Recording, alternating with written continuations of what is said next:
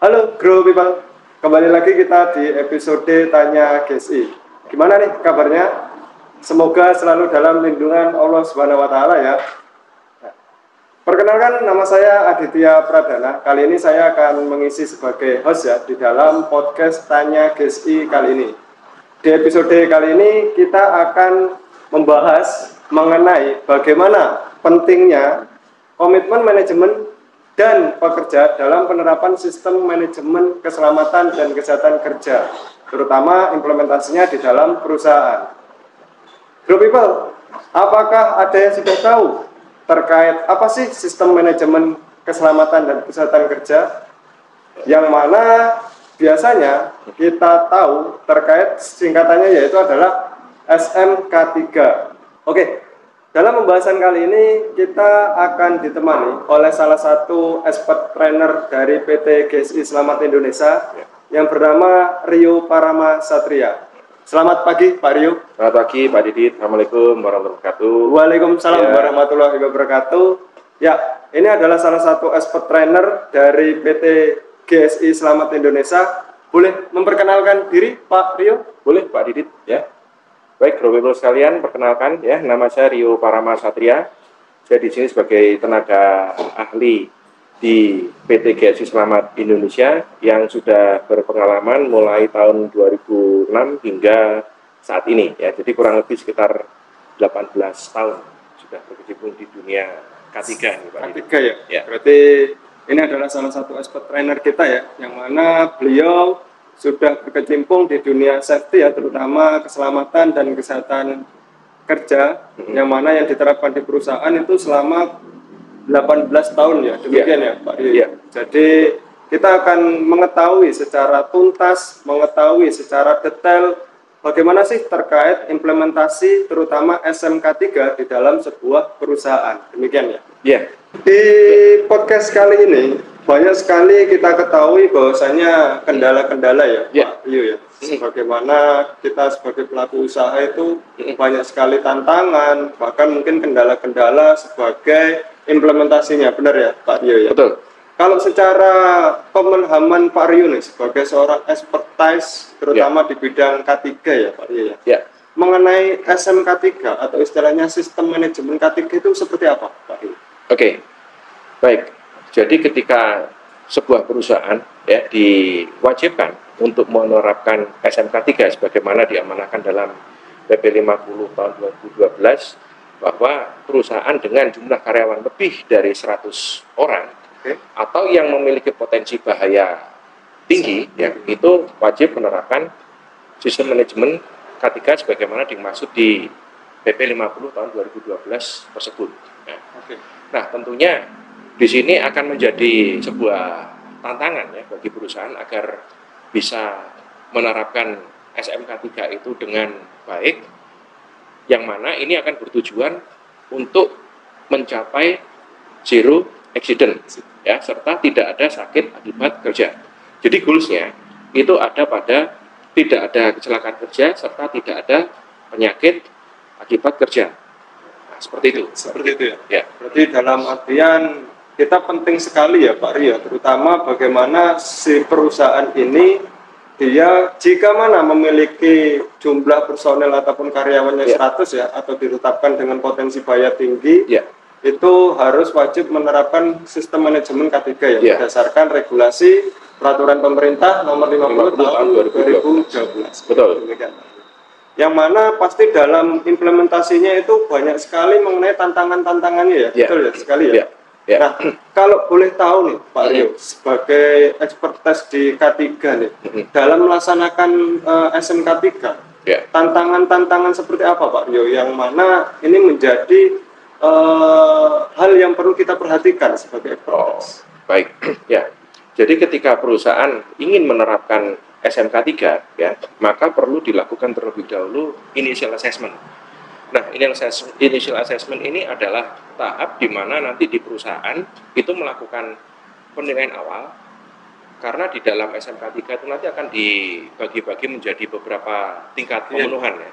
Ada yang tingkat pemenuhan 64 kriteria, ada tingkat pemenuhan 122 kriteria, dan ada tingkat pemenuhan 166 kriteria. Nah, jadi dari tingkat pemenuhan yang akan dipenuhi oleh manajemen, ya, maka kita harus bisa melihat terlebih dahulu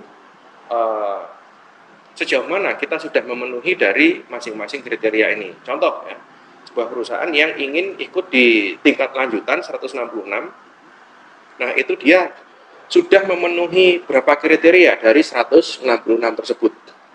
Nah, sehingga dengan kita bisa melakukan initial assessment ini, kita dapat nih gambaran ya, Pak Didit ya awalnya. Jadi dari 166 ini, kita sudah memenuhi berapa nih? Katakanlah kita baru memenuhi 84 kriteria. Berarti tingkat pemenuhan kita ya kurang lebih baru 50%. Nah, maka perusahaan akan ada tantangan untuk bisa memenuhi sisanya ini tadi. Oke, ya. Jadi secara tantangan itu sudah ada pemetaannya ya Pak Rio. Secara regulasi ada yang 64, ada yang 122, begitu pula ada yang 160. Tingkat lanjutan 166 kriteria seperti itu. Yang mana pasti banyak tantangannya di sana ya, dan banyak unsur-unsur ataupun kebijakan-kebijakan tertentu ya seperti itu. Nah, di dalam penilaiannya sendiri Pak Rio, itu kan ada juga mengenai tingkatan-tingkatannya ya, kalau saya mengetahui. Apakah daripada tingkatan-tingkatan tersebut, apakah kita bisa menggunakan ataupun memprioritaskan terlebih dahulu nih Pak? Contohnya kesiapan perusahaan nih. Agar karena di K3 sendiri itu kan ya kita support ya Pak ya. Jadi tantangan terutama di cost itu kan banyak sekali ya. Apakah bisa Pak kita menerapkan secara bertahap seperti itu? Ya. Jadi yang menarik ya di PP 50 tahun 2012 tentang SMK 3 itu adalah perusahaan sebenarnya diperbolehkan untuk memilih tingkat pemenuhan yang mana. Jadi untuk yang 64 kriteria itu adalah tingkat awal ya. Terus kemudian 122 itu adalah transisi ya. Kemudian tingkat lanjutan itu ada di 166 kriteria. Jadi bagi perusahaan yang ingin menerapkan, jadi baru tahap pertama kalinya menerapkan. Nah, ini kita diperbolehkan untuk mengambil tingkat awal terlebih dahulu. Hanya 64 kriteria. Ya. Sementara kalau dari sisi kesiapan perusahaan itu dia sudah siap, maka sebenarnya juga tidak masalah mau ngambil ke tingkat lanjutan 166 kriteria ya.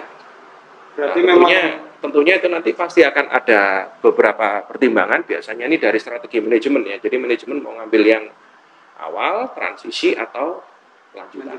Ya. Jadi memang ada hak ataupun tidak kita patenkan langsung 166 kriteria ya Pak ya? Enggak, karena itu sebenarnya adalah murni hak bagi perusahaan, bagi pengusaha ya. Kecuali, ya, tapi ada kecualinya. Kecuali kalau memang perusahaan itu adalah perusahaan yang sudah dikategorikan sebagai perusahaan yang berisiko tinggi sesuai di Capman 187 tahun 99, nah maka itu dia harus ambil yang tingkat lanjutan. Ya, tapi kalau untuk manufaktur yang lain yang mana dia tidak masuk kategori perusahaan yang berisiko besar ya, nah itu dia boleh mengambil yang tingkat awal terlebih dahulu.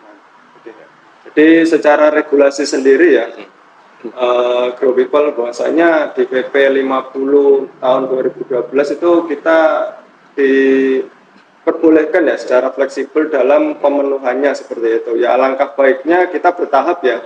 Jadi ada improvement yang awalnya mungkin dari kesiapan awal mula tahap awal ya. Jadi yang yang 64 kriteria lalu kita bisa lakukan improvement ke tingkat lanjut, begitu pula ke tingkat transisi ataupun yang lanjutannya seperti itu. Baik Pak Rio, ya, terkait SMK 3, sistematika penerapannya itu bagaimana ya Pak Rio? Oke, kalau mengenai sistematika penerapan yang ada di SMK 3 ya, sebagaimana kita tahu ada di sistem manajemen yang lainnya itu ada 4 ya. Yang pertama itu adalah perencanaan. Nah, perencanaan ini nanti meliputi penetapan kebijakan, penetapan target gitu ya. Jadi dari manajemen itu nanti harus menetapkan kebijakan penerapan keselamatan dan kesehatan kerja, termasuk juga menetapkan target yang ingin dicapai terkait dengan syarat-syarat untuk menuju tidak ada kecelakaan dan tidak ada sakit akibat kerja ya. Lalu kemudian yang kedua itu nanti ada unsur pelaksanaan. Jadi setelah perencanaan ada pelaksanaan. Nah, di pelaksanaan ini nanti ada implementasi dan operasi, lalu kemudian ada manajemen sumber daya, ya. Lalu kemudian nanti di situ juga ada pengendalian pekerjaan-pekerjaan berisiko tinggi. Nah, setelah itu nanti yang ketiga, unsur yang ketiga ini adalah unsur C, ya, cek. Cek ini adalah pemeriksaan, yang mana di dalam SMK 3 itu nanti akan ada inspeksi, ya, kemudian ada periksa uji, ada safety patrol, termasuk audit internal, ya.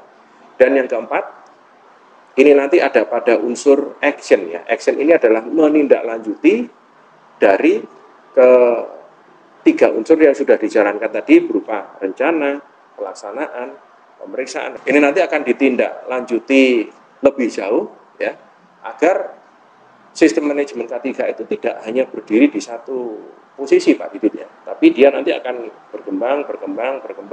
Misalnya nih, kalau saya boleh ambil pengalaman dari beberapa implementasi atau beberapa proyek, ya, teman-teman sekalian, ini awalnya perusahaan itu menerapkan masih di tahap pemenuhan peraturan, gitu. Nah, nanti setelah siklus satu sertifikat 3 tahun berikutnya, nah maka dia harus bisa melangkah lebih lanjut nih. Contohnya, dia selain di peraturan perundangan, dia harus bisa implementasi ini efektif di implementasi nanti yang untuk internal. Nah, nanti siklus yang ketiga bukan hanya dilakukan oleh perusahaan sendiri, tapi juga bisa diimplementasikan oleh vendor, kontraktor, gitu ya.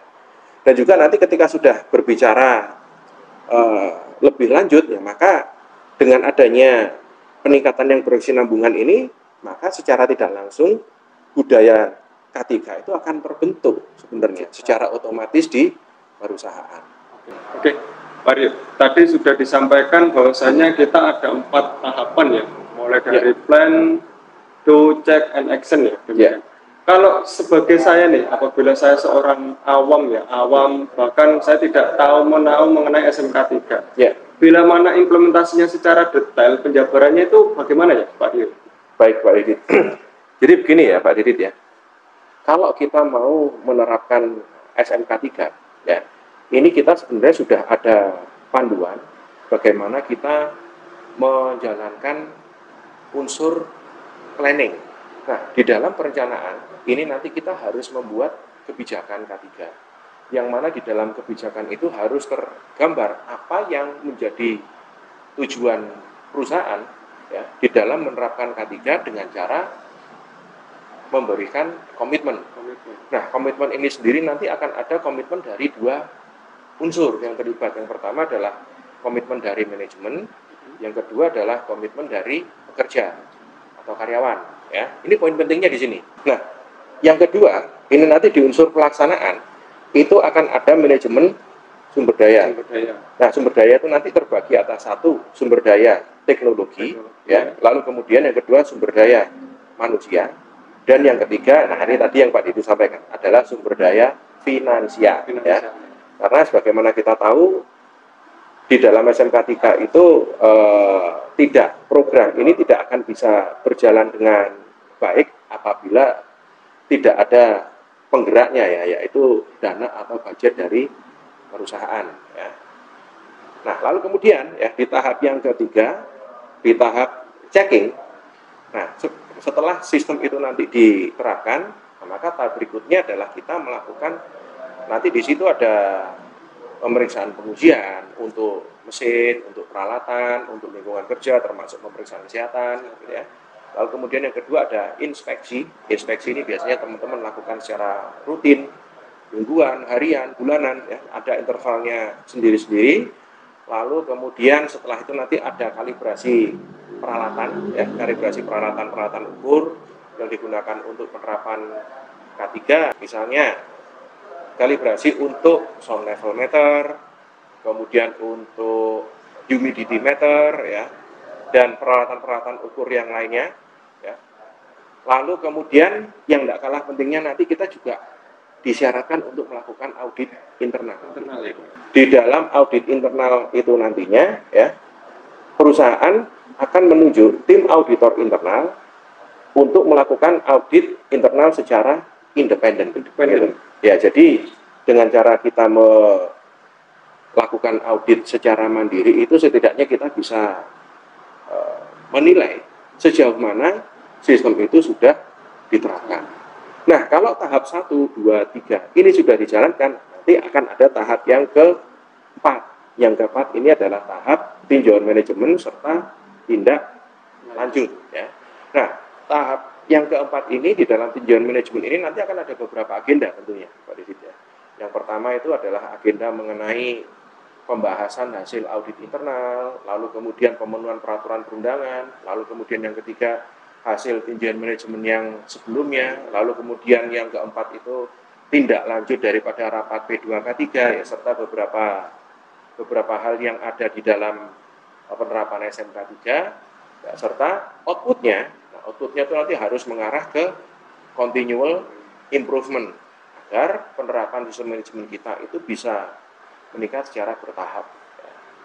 Jadi Group People, penting bagi kita memiliki perencanaan yang jelas, yang mana ketika memiliki perencanaan yang jelas ini akan berkaitan daripada pelaksanaan ataupun implementasi yang sangat efektif. Begitu pula kita akan lakukan terkait pemeriksaan secara menyeluruh, yang mana pada akhirnya untuk sebagai acuan kita dalam melakukan action ataupun improvement ke depannya agar SMK3 ini kita menuju poin yang zero accident. Seperti itu ya, Pak Iya, Rio? betul, Pak Didit. Oke. Berdasarkan pengalaman Pak Rio dalam menerapkan SMK3 yang secara efektif itu bagaimana ya, Pak? Baik. Jadi kalau saya boleh memberikan wawasan ke beberapa teman-teman, ada beberapa penerapan SMK3 yang bisa saya sampaikan ya. Yang pertama ini adalah di pabrik baja ya, Pak Didit ya. Jadi ya kalau pas waktu awal-awal penerapan itu ya yang namanya kita menerapkan sistem manajemen itu kan sebenarnya kan yang dikelola ini kan orangnya gitu ya. Sementara kami dari SHE waktu itu, nah kami harus bisa memastikan SMK3 ini diimplementasikan dengan baik mulai dari komitmen manajemen yang jelas, dan komitmen manajemen ini juga harus ditunjang komitmen dari pekerjanya. Ya. Karena biasanya kalau ya kita tahu ya teman-teman sekalian ya bahwa perusahaan yang tadinya belum ada sistem, belum ada SOP, belum ada prosedur ya tahu-tahu harus memenuhi SOP identifikasi bahaya misalnya, SOP izin kerja misalnya. Nah ini teman-teman di lapangan itu membutuhkan waktu untuk beradaptasi agar mereka bisa menjalankan ya, sistemnya ya. Nah, nanti di dalam penerapannya ya, kita dari perusahaan ini nanti pasti akan diuji ya, berupa dengan adanya accident, dengan adanya insiden. Nah, maka mau tidak mau kita juga harus melakukan investigasi. Nah, sebenarnya yang menarik itu di sini, Pak Didit ya. Jadi selain yang saya sampaikan tadi, C itu adalah inspeksi ya, fase cek itu adalah inspeksi, audit, patrol, audit. Nah, investigasi kecelakaan itu juga termasuk salah satu unsur C sebenarnya. Karena dari situ kami di dalam perusahaan itu benar-benar dituntut untuk bisa mencari akar sebab masalahnya ini apa saja ya, sehingga kita bisa menemukan root cause-nya. Nah, jadi dari root cause yang ada ini dilakukan perbaikan, yang mana dalam melakukan perbaikan ini juga kadang bukan bagian yang menjalankan atau bukan bagian yang menangani K3 sendiri. Kalau di contoh saya itu kan di SHE, karena kita pasti akan melibatkan nanti semua bagian yang ada di dalam lini ya, Pak, perusahaan ya, otomatis kita nanti juga harus menghadapi egosentris dari masing-masing departemen ya. Nah, tantangan berikutnya ya, itu adalah bagaimana kita bisa memastikan bahwa penerapan SMK3 ini bisa berlanjut. Kalau yang awal-awal itu mereka tujuannya adalah udah yang penting peraturan perundangan dipenuhi dulu nih ya. Kemudian yang kedua, semua bahaya bisa diidentifikasi. Nah, nanti yang ketiga, kita harus bisa menerapkan secara mandiri di internal perusahaan.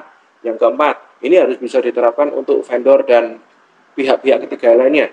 Jadi tantangan berikutnya ya, yang tidak kalah serunya, yaitu nanti adalah bagaimana kita bisa sustain, kita bisa menjalankan sistem ini, jangan sampai penerapannya ini turun. Ya. Jadi penerapannya nanti juga harus terus bertingkat ya. Sehingga dengan kita bisa menjalankan sistem yang secara berkesinambungan ini akan mengantarkan kita untuk bisa mencapai zero accident. Ya. Jadi Pak Rio, ya. Melihat dari experience Pak Rio, bahwasanya penerapan SMK 3 ini kita mulai dari secara bertahap ya Pak Rio? Iya, tentu. Ya, karena ya yang namanya perusahaan pasti akan punya kulturnya sendiri, ya. Karena manajemen itu juga punya tujuan, punya visi misinya sendiri, yang mana ketika PP 50 tahun 2012 tentang SMK 3 ini mau diterapkan, ini pasti akan bertahap pelaksanaannya. Jadi tidak bisa kita harus berubah secara drastis atau secara frontal dalam kurun waktu 1-2 tahun. Sepengalaman saya tidak bisa, karena juga nanti pembelajaran itulah ya, waktu yang digunakan untuk pembelajaran itulah adalah waktu yang digunakan baik bagi manajemen maupun bagi pekerja untuk bisa lebih dewasa dalam penerapannya. Oke. Tadi contoh dari pabrik baja ya Pak ya? Ya. Selain dari pabrik baja, apakah ada lagi Pak Rio? Tentu ada Pak Didit ya. Jadi yang bisa saya sampaikan juga pengalaman saya waktu di pabrik kertas. Kalau yang di pabrik kertas itu budayanya pun juga lebih unik ternyata Pak Didit ya. Karena karena yang di pabrik kertas ini dia secara lokasi jauh lebih luas ya. Kemudian karyawannya waktu itu sampai 18.000 orang, ya, yang mana 14.000 itu adalah organik, 4.000-nya itu adalah outsource gitu ya. Nah, jadi semakin banyak manusia yang terlibat di dalamnya, ternyata masalahnya semakin kompleks gitu ya. Semakin unik juga ya Pak? Ya, sehingga ketika menghadapi tahap pelaksanaan daripada SMK 3 di sini, nah, egosentris dari beberapa bagian itu juga makin kuatnya ya. Jadi memang kita perlu punya strategi khusus ya untuk melakukan beberapa pendekatan secara persuasif ke para manajer yang ada di masing-masing bagian itu untuk bisa mendukung. Nah, ini tadi yang saya sampaikan, perlunya ya komitmen antara dari manajemen dan dari pekerja ya. Jadi kedua-duanya ini harus imbang semua ya. Nah, walaupun pada kenyataannya kalau kita lihat dari unsur PDCA-nya, ya ini kurang lebihnya juga sama Pak Didit ya. Namun ya yang perlu digarisbawahi di sini adalah penerapan di satu perusahaan dengan perusahaan yang lain ya, ini tidak sama. Satu jenis perusahaan baja dengan perusahaan kertas juga tidak sama. Demikian halnya untuk perusahaan yang jenisnya sama tapi beda PT gitu ya Pak Didit ya. Jadi sama-sama pabrik kertas ini, yang satu PT A, satunya PT B. Nah, ini pun juga memerlukan pendekatan yang unik di dalam penerapannya. Oke, dalam implementasinya sendiri, masing-masing perusahaan, masing-masing bidang itu berarti kita memiliki keunikan sendiri ya Pak? Iya, tentu Pak Didit ya. Oke, jadi Group People bahwasanya mengenai implementasi sendiri itu semua daripada perusahaan itu memiliki keunikan masing-masing seperti itu. Oke. Ya, sehingga tentunya memerlukan pendekatan yang berbeda-beda. Pendekatan yang berbeda-beda ya, teknikalinya ya Pak? Ya. Nah, inilah kenapa kita ini yang ahli K3 umum gitu ya, itu kita dituntut untuk bisa menerjemahkan ya, jadi untuk bisa mengejawantahkan gitu ya Pak Didit ya. Jadi yang ada di dalam peraturan yang ada di dalam PP 50 2012 mengenai SMK 3 itu, sebelum ini nanti nyampe ke lapangan, nah ini memerlukan keahlian kita nanti di dalam mengejawantahkan apa-apa yang disyaratkan di dalam PP 50 2012 ini bisa diterapkan di lapangan. Jadi Group People, dalam penerapan SMK 3 tidak seberat apa yang kita bayangkan atau mungkin apa yang ada di gambaran Sobat Group People kali ini. Dalam penerapannya sendiri kita bisa menerapkan secara bertahap, yang mana di dalam setiap perusahaan pasti memiliki keunikan masing-masing dan cara pendekatan menyelesaikan daripada keunikan di dalam perusahaan tersebut. Seperti itu ya. Oke, Group People, apabila teman-teman memiliki pertanyaan yang lebih lanjut, silakan hubungi di bawah ini. Jangan lupa juga follow media sosial kita. ada Instagram, Facebook, dan LinkedIn yang tercantum di kolom deskripsi. Dan juga sebelum kita kembali ke aktivitas kita masing-masing, silahkan like and share video ini kepada teman atau kepada rekan kalian agar dapat sama-sama aware mengenai terkait sistem manajemen keselamatan dan kesehatan kerja di perusahaan. Oke, terima kasih Pak Rio. Terima kasih Pak Didit. Terima kasih teman-teman semuanya telah menonton episode kali ini. Salam GSI.